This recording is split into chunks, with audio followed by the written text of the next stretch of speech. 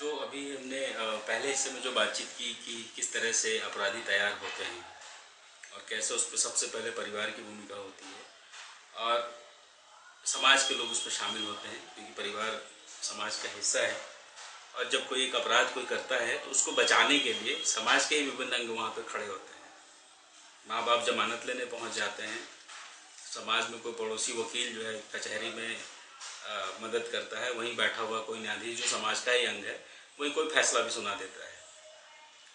तो बजाय अगर अपराध किया हम जान रहे हैं तो वहाँ पर मिल करके सब लोग मिल करके इस तरह से उनको फील कराने की कोशिश करें कि ये गलती हुई है, आगे से ना हो।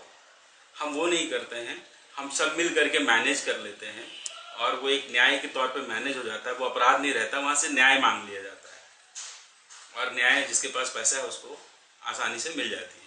तो जब तक ये मनोवृत्ति रहेगी, ये प्रैक्टिस रहेगा, तब तक आप लाख कानून बनाते रहें, खूब कड़ा से कड़ा, कठोर से कठोर कानून बनाते रहें, इस तरह की हिंसा पर रोक नहीं लगाया जा सकता है। इसलिए हमने जब यात्रा शुरू की थी तो हमारा ये मकसद था कि हम इन पहलू पर लोगों से बात करेंगे और उस पर उनकी क्या राय है, वो क्या सोचते हैं, उसको समझने की कोशिश करेंगे। हमारी जो समझ है हम उनके साथ शेयर करने की कोशिश करेंगे और फिर देखते हैं कहीं कोई और भी अच्छी चीज़ निकले। तो होता है, लोग इन चीज़ों को मान रहे हैं, लोग समझते हैं तभी लोग अलग अलग तरह से मदद कर रहे हैं। अब तक जितने शहरों में, जितने गाँवों में, जिस भी जगह से गुजरा हूँ, कहीं ना कोई ऐसा व्यक्ति है जिससे दोबारा भी बात हुई है और 5 साल बाद भी बात हो सकती है, 10 साल बाद भी बात हो सकती है। वो उसने सिर्फ दोस्ती मुझसे इसलिए नहीं कर ली कि मैंने देखने में बहुत अच्छा था या मैं बहुत अच्छा बोलता था या मैं बड़ा ओजस्वी तेजस्वी हूँ। मैं इसमें से कुछ भी नहीं।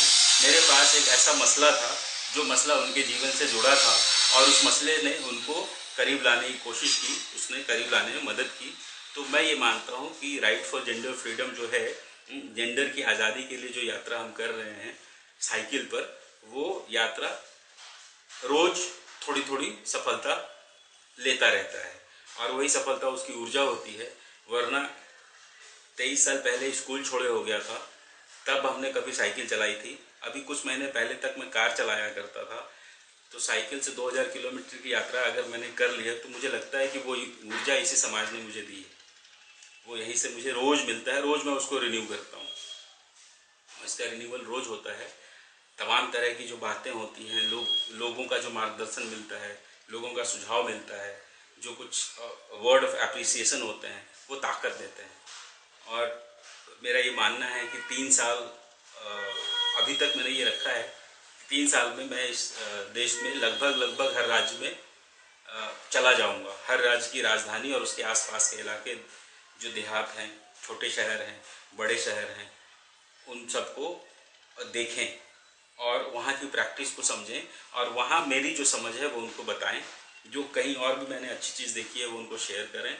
और इस तरह से फिर अगर 3 साल के अंत में मैं ये मानूं कि अभी जिस रेशियो से मैं मुलाकात कर रहा हूँ, तकरीबन 25,000 लोगों से मैं मिला हूँ, तो ये थोड़ी गति धीमी रही है क्योंकि अभी ये शुरुआत की, अब जाकर के मोमेंटम पकड़ा है।